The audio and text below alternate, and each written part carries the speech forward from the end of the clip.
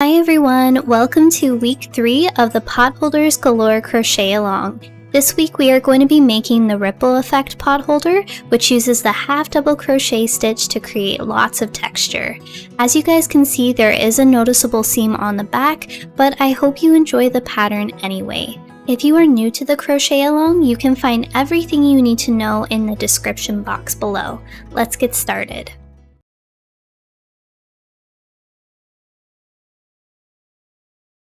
The first thing that we're going to do is make a slip knot and place it on our hook, then tighten it up. Now chain 38.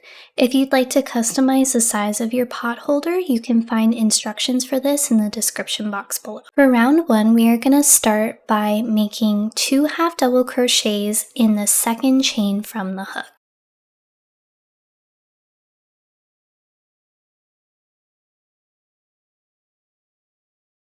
Into the next chain, make 1 half double crochet, and we are going to do this all the way across, making 1 half double crochet in each chain until we get to the last chain.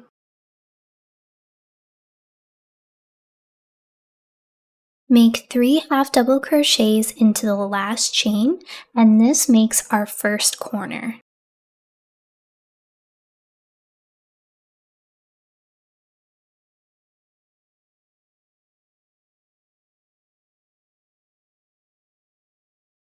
Now we're going to rotate our work so that we are working along the bottom of the chain, and we are going to go into the next chain and make 1 half double crochet. We are going to do this all the way across, working 1 half double crochet into each chain.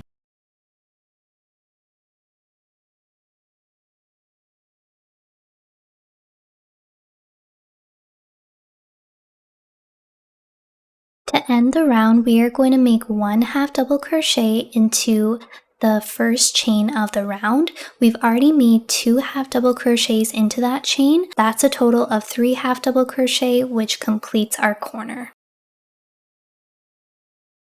For round 2, we're not going to work into the front and back loop, but instead turn your work towards you and you are going to see a third loop. So we are going to insert our hook into that third loop and we're going to make a half double crochet into that first stitch. And we are going to mark it with a stitch marker so that we know where our round starts and ends. Keep your work tilted towards you so that you can see those third loops, and we are going to work 1 half double crochet into each third loop around. The way that you know that you've done this right is you should still be able to see the front and back loops of each half double crochet from the previous round.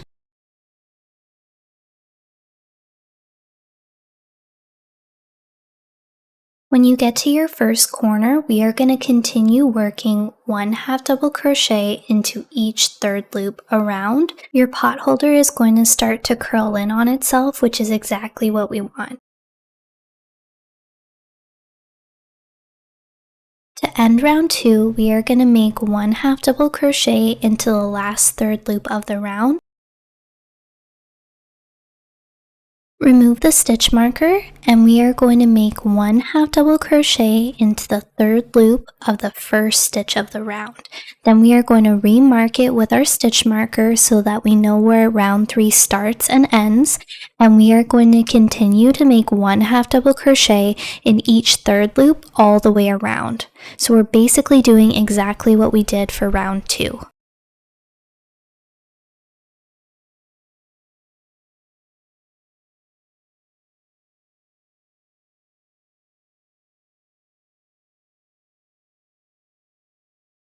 Make 1 half double crochet in the last third loop, and that completes round 3.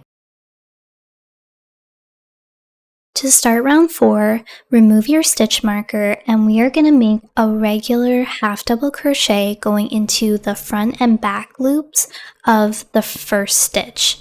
Then remark it with your stitch marker so that you know where round 4 starts and ends, and we are going to continue to make regular half double crochet stitches in each stitch around.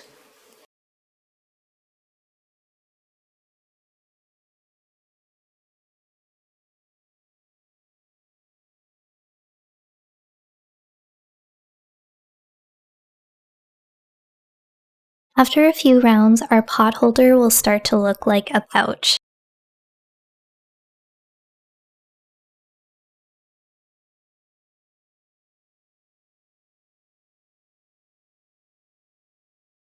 At the end of round 15, we are going to remove our stitch marker and we are going to make a slip stitch going into both the front and back loops of the first stitch of round 15. Then pull on your working yarn to make a really long tail so that you have enough to seam your pot holder.